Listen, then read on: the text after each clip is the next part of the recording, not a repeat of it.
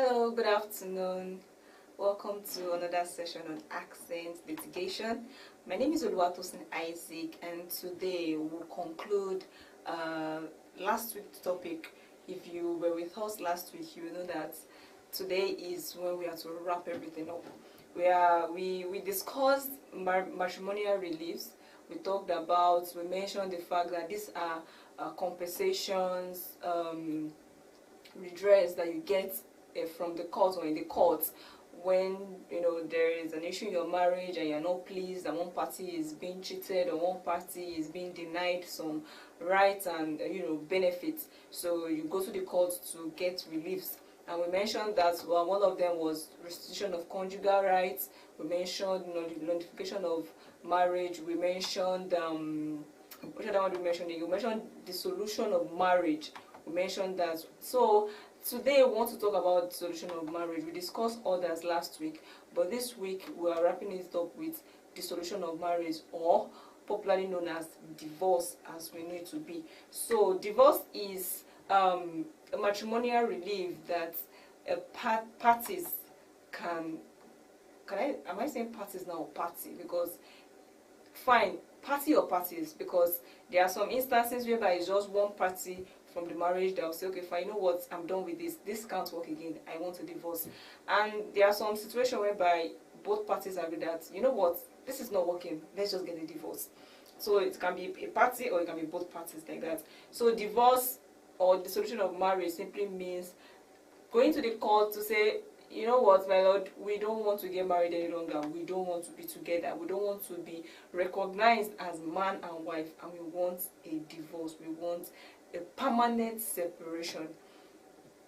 One of the reliefs is judicial separation, and judicial separation is just this temporary separation where the court says, okay, you know what, the man should be here, the woman should be here, and you guys should still, probably, if you can still reconcile. But divorce is saying, my lord, we don't want to stay together again. We don't want to be recognized as man and wife. We don't want to be married any longer. Separate us. And I remember saying that you can only seek relief from the court if your marriage is recognized under the law. That is, you carried out the marriage, you celebrated the marriage, or you brought forth the best of that marriage under the law. You followed the due procedures of the law, and the law recognizes it as a valid marriage. So it is only on that ground or on that reason you can approach the court for reliefs. I mean, okay, fine. If the law recognizes your marriage, then of course the law should be able to grant you redress or relief. But if it's the other way around, you don't have any business in the court. Hence, we advise parties, we advise people that are getting married to do it under the law. There are laws that govern matrimonial causes, marriage, and the rest. So let's ensure your marriage is valid. That's all I'm trying to say, under the law. Okay, so the thing is this: divorce is a very sensitive matter in the sense that it involves two parties wanting to separate and break free from each other. And sometimes, not even sometimes, most times, divorce cases are usually very frustrating, very overwhelming, and very messy. Yes, very messy in the sense that you see parties spreading their dating lining in the public, and it's always quite messy. This is why the first priority of the court is to ensure that the court tries as much as possible to reconcile both parties, like reconciliation.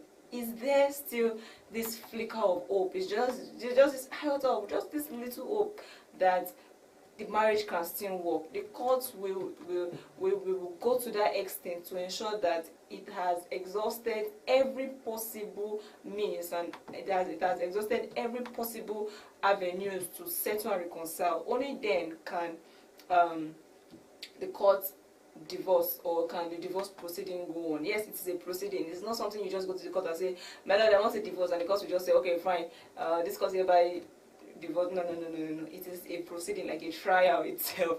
Yes, like a trial. But I will get there. So the thing is this: in this part of the world, divorce, like I said, is a very sensitive matter, and most times it's usually seen as an abomination or a shameful thing, especially for the female counterparts. You get to see women staying in abusive marriage, and you tell them, leave this marriage, divorce this man, and she has her reasons. Oh, my children, and what will people say, what will church say, that's what will people say mentality. And until in some cases the woman end up losing her life in the process, and even in death people are still blaming her again. Like, she cannot even rest in peace, because even in death people are blaming her. That is because of the way we view divorce, our perspective about divorce. But it doesn't change the fact that if you see that your marriage has broken down irretrievably, divorce is an option. Divorce is an option. Is a matrimonial relief you can seek the courts for. Now, we know there are a lot of reasons why people can get divorced. There are lots and lots of reasons, but according to the law, there are specific grounds the courts can grant divorce. Now, there is a rule according to the Matrimonial Causes Act, section 15 says that you can only come to the courts to seek divorce if you must have been married for nothing less than 2 years. That is, your marriage must not be less than 2 years. At least 2 years you must have been married before you come to the court to seek divorce. However, there are exceptions in these cases. I mean, if I get married to an abuser, for instance, another 6 months or 1 year, the man that started beating me wants to kill me, will I have to endure till 2 years before I now come to the court and say, no, my lord, I want a divorce? No. There are cases where the court thinks that it will deprive you of so many things, or you are in a very, very unsafe space, or you are I'm looking for the word now. I'm looking for the best word. Exceptional depravity on the part of the other party. You're exposed to exceptional hardship, and it will lead to this exceptional depravity of the other party. Like, your suffering is just that it's not bearable again. Of course, you can come to the court for divorce. So that is an exception to the 2-year rule. But generally, maybe, okay, I'm married and I'm tired of seeing his face. Is that a ground? Is that a ground? I say, okay, my lord, you know what? I'm tired of seeing this man's face. It's boring. I mean, the marriage is not boring. I'm used to him. I'm familiar with him. I'm not interested in him again. I've seen a new catch. With the court grant. That's actually another subject we should actually look at. Like, we should talk about it. I mean, okay, fine. We've been married for 2 years, even more than 2 years, and I go to the court and I say, my lord, you know what? I'm tired of this marriage. The man did not do me anything. Not like maybe I'm suffering, but I'm just tired. I'm bored. I'm bored. I don't like his face again. I'm so familiar with his face. I'm tired. I'm just tired. I want a new person. I want a new catch. Is that enough ground for divorce? To say, okay, fine, you don't want this man again. That would be another discussion again. Let's focus on today's topic. Okay, so I said that there is a 2-year, you must be married for at least 2 years. However, in the case of exceptional hardship or exceptional depravity, you can come to the court even before that time. Now, but remember, I said that your marriage must be valid. It must be either you must contract it according to the law, a valid marriage before you can approach the courts. Okay, so what are the cases? On what grounds can you bring a divorce? I mean, you must have grounds for divorce, right? You must have grounds for divorce. Okay, let's say you fall under the exception to the 2-year rule, or even, it doesn't matter, maybe you'll be married for more than 2 years, you'll be married for more than 2 years, you'll be married for more than 5 years, you understand? But yet you want to divorce. What are the grounds for divorce? The major grounds for divorce is if your marriage has broken down irretrievably. I think that answers my question to the scenario I painted. Well, now the question is, what amounts to your marriage being broken down irretrievably? What are we to see? What are you to prove to the court, to tell the court that, my lord, this marriage has broken down irretrievably? Broken down irretrievably means that there is no solution, there is nothing that can be done again to make the marriage work. So if I tell my lord that, my lord, it's because I'm just bored, I don't like this man again, is there enough ground to say it's not a ground according to the law? The law does not say that. So if it's not a ground, then I don't know what you're doing in the court. But maybe if you can prove your case, I'm not sure of that yet. But there are specific grounds for divorce. to prove to the court that your marriage has broken down irretrievably and you want a divorce, first of all, there must be willful and persistent refusal to consummate the marriage. I mean, you are married as man and wife. You as the man or you as the woman, you are denying your partner sexual rights. You know, when you willfully, persistently come now, yeah, first night, second night, third, what's wrong? Do you understand? So when you willfully and persistently refuse to consummate the marriage, denying or putting down or shoving off the sexual advances of the other partner, that is a ground for divorce. You can come to the court and say, my lord, ever since we've been married, we've never consummated our marriage. That's a ground. That's a ground. Of course, the court will ask the other party what is wrong, like that. So they are grounded. That's why I say divorce is not just something you just come to the court and say, my lord, we want to divorce. It's a proceeding. It's a proceeding. Okay, so that is one ground. Another ground is that since the marriage, the respondent has committed adultery and the petitioner finds it intolerable to live with the respondent. Since the marriage, the respondent now is the person you are filing divorce against.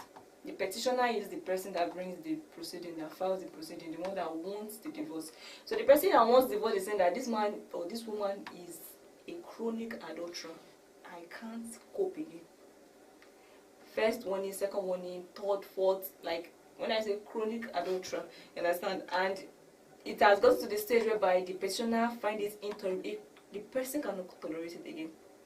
The person cannot tolerate it. And you know, there are some cases like that whereby even the other party is now infected with sexual transmitted disease and the rest like that. That is enough ground to divorce the marriage. Another ground is that since the marriage, the respondent has behaved in such a way that the petitioner cannot reasonably be expected to live with the respondent. Now, this is aside adultery. Adultery is a ground on its own. It's a different ground. But there are other things maybe the other party is doing that you can't just tolerate with the person.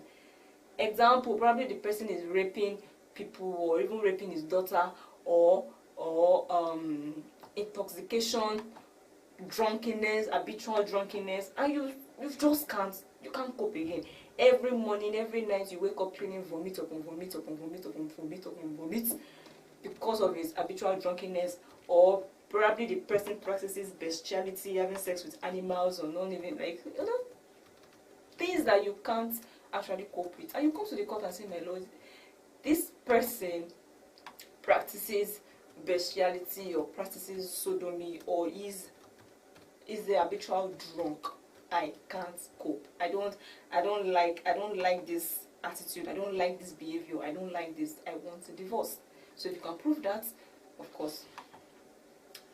Or even if the person is a criminal, that's another ground. The person is a criminal, hardened criminal, or you call the person crime upon crime, convictions, criminal convictions. I mean, you want a life, right? You want a good life, and you end up marrying someone that's usually convicted from one crime to another. You might want to come to God and say, I'm done with this marriage. This is no marriage at all. This is not what I signed up for. I want to go my way. That's a ground. Okay, another ground is that the respondent has deserted the petitioner for a continuous period of at least 1 year immediately preceding the presentation of the petition. Now, this is when a party, that's the respondent now, abandons the petition now. That is the person that is seeking divorce. More of the case of abandonment for at least a year. For at least a year, the person just abandoned. You never say anything. Just carry your head. Just go like that. Bam. Just abandon you. Or even you know where the person is, but the person is not just you know you have been abandoned. That is a ground for divorce. Then another ground is that the parties to the marriage have lived apart for a continuous period of at least 2 years immediately preceding the presentation of the petition, and the respondent does not object to the degree of being granted. Now, what this ground is saying is that both parties, they've been staying apart for at least 2 years. They are not even living together. They are not living together for at least 2 years. And so, if you are coming on this ground, it means both parties have agreed. You know what's the point? We're not even staying together. We're not doing like husband and wife. Let us just go our separate ways. So, for at least 2 years, parties have been staying together. And staying together does not mean they are in the same house, so they must not be staying in the same house. They are staying apart. They'll be separated. So they can just ask the court to officially separate them and everybody goes. Another ground is that the parties to the marriage have lived apart for a continuous period of at least 3 years also. So 3 years, 2 years, 2 years, 3 years. Then another ground is that the other party to the marriage has, for a period of no less than 1 year, failed to comply with a degree of restitution of conjugal rights. If you joined us last week, I explained that restitution of conjugal rights is a matrimonial relief whereby the aggrieved party comes to the court to compel the other party to fulfill his rights, his obligation, the rights that a spouse is entitled to in the marriage. He should enjoy his rights. So if a spouse is being denied, he can come to the court and say, my lord, this person is not carrying out a responsibility. I'm not enjoying this. And the court can give an order that the party should ensure that he carries out his conjugal rights, he carries out his responsibility. Now, in a case whereby you've come to court and the person is still refusing, you can go ahead to divorce. That is a ground for a period of no less than 1 year. That is a ground. Then another ground is that the other party to the marriage has been absent from the petition for such a time and in such circumstances as to provide reasonable ground for assuming that he or she is dead. Now, under the Evidence Act, the law presumes that somebody is dead. If somebody goes missing for a period of 7 years and the person is not found, under the law presumes the person to be dead. So, if such person, a partner, is absent from the marriage and for a period of, a period of 7 years, because the law presumes that after 7 years the person is missing and they are not being found, the person is dead. So for that period of 7 years, if the person has not been found or the person has been absent, the law will presume that the person is dead. So it means you are a widow or a widower. You can divorce the person and move on with your life. So those are the grounds you can bring to dissolve your marriage before the court. Like I said, it is a proceeding. It is a proceeding. So if a party wants to divorce or wants to dissolve your marriage, if he or she files a petition and the petition is served personally on the respondent. So the respondent is the person receiving the petition. Your attention is being called, I want to divorce you. Oh yeah, let's go to court, you understand? So that is the respondent and the petitioner is the person that files the petition. So divorce proceeding takes place in the state high court. State high court, that is where divorce proceeding takes place. Now, under matrimonial causes, all the high courts have a single jurisdiction, meaning that even if you can file divorce cases anywhere, any high court. You can be in Lagos and say, see, I want to file the case in Oyo. I read, I think during my internship, I read of a case. The firm where I was interning, that was serving as an intern, there was this case where the man, a colleague was actually discussing, and she was telling me that there was a case that because the man wanted to punish the wife, he was staying in Lagos, and he went to file somewhere around maybe Oyo or Ekiti, Abi Ogun, like very far from, it was not in Lagos, just to punish the wife, just to make sure at every court proceeding, the wife will have to travel. I think it was a counsel to the lawyer that actually pleaded for the court and explained that it is not convenient for the other party and they should strike it down and transfer it to Lagos jurisdiction or something like that. I mean, the man stays in Lagos, but because he wants to punish the woman, he was fighting it outside the jurisdiction. Messy, right? So that is it. So it's in the state high court, and divorce proceeding, like I said, is a proceeding. If a divorce proceeding is properly managed, it can take like 2 years. But if it has this contentious ground, like you are contending that this man is an adulterer, and the man is actually denying it, that it's a lie, he did not do this, it can actually be prolonged, it can stretch. So it is advisable that yes, you get an expert that handles divorce proceedings, an expert, a very good expert that handles divorce proceedings, and get an expert and explain. You can get expert opinion, get an expert, and from there the person will know how to manage. My advice to you, okay, go on this ground, don't go on this ground, go on this ground, just to manage the situation. Because like I said at the beginning, divorce proceedings can be very messy, can be very, very messy. And also the court will consider, like I said, the court's priority is to reconcile both parties. So the court will consider if there is still a hope, if there is hope, a hope to reconcile the parties. The court will also take into consideration the interest of the children, also the interest of the children. So it's advisable to employ the services of a lawyer, especially where there are contentions, so that it can be easily managed. So that is that on marriage under the Acts. Remember, I said there are two types of marriage in Nigeria. There is a customary marriage and there is marriage under the Acts. What I just explained is dissolving a statutory marriage. Now let's quickly look at dissolving a customary marriage. Customary marriage, like I said when we were discussing marriage, that customary marriage is a marriage governed by the traditions, the customs, the principles of a particular community or a particular ethnic group or tribe. So it does not, there is no static law, there is no standard that, okay, that this is how a customary marriage should be. So customary marriage, so same thing, when it comes to divorce, there is no strict rule like that, or like a marriage under the Act. I mean, for some cultures, it will just require you returning the bride price. Some cultures will just require you, some might not even do anything, you just send the woman out, marry another wife.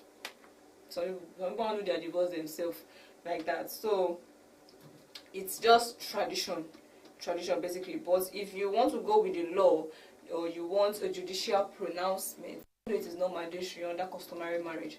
But if you want a judicial pronouncement, you can locate a customary court closer and ensure that, first of all, of course, the marriage was a valid marriage. I mean, got the consent of the man, the consent of both parties, consent of the parents, the age, there's the age factor to consider, then you actually paid the dowry, you understand? It has to be a valid customary marriage. So when you go to the court like that, the court can dissolve. The grounds for dissolving, of course, refusal to consummate the marriage, impotency or sterility of the woman cannot give birth, you understand, and tend to send the woman away. Sterility of the woman, impotency of the man, maybe there's a disease, harmful disease, or there's this particular disease, those are grounds that you can tell the courts, and the courts can dissolve the marriage. So, but when you are dissolving customary marriage, I think the major thing, the most important thing, is that returning of bride price. Returning of bride price can be said once the bride price has been returned, it has been said that the marriage has been dissolved. But the other way around again, I said this, some people don't even return bride price. Some people just throw the woman out, and that's it. So that is all on divorce today. I hope you learned something. We hope and we pray that we hope that we don't really get divorce cases as such again, but divorce cases are really, really on the rise. Divorce cases are rampant. I mean, you get to see people that profess love to each other, and after some point, or after some time, they become sworn enemies. Divorce can actually make some people sworn enemies, like sworn enemies. They don't want to see eyeballs to eyeball again. So, but all the same, we usually encourage parties to try to reconcile. Sit down. I mean, you guys want to love each other, right? So you can sit down and discuss things out. What happened? Get to the root of the matter and reconcile. But in a case where reconciliation is thrown out of the window, then divorce is the next option. So you can go to the court and file the petition and start with the divorce proceeding. So that will be all on divorce. Do join us next week as we bring you another interesting topic on accident litigation. Don't forget to like, don't forget to share, don't forget to comment, don't forget to, if you have any questions, you can drop it and we will attend to it. Thank you so much for your time. Thank you for joining us. And my name is still Watose Isaac, and I will see you next week.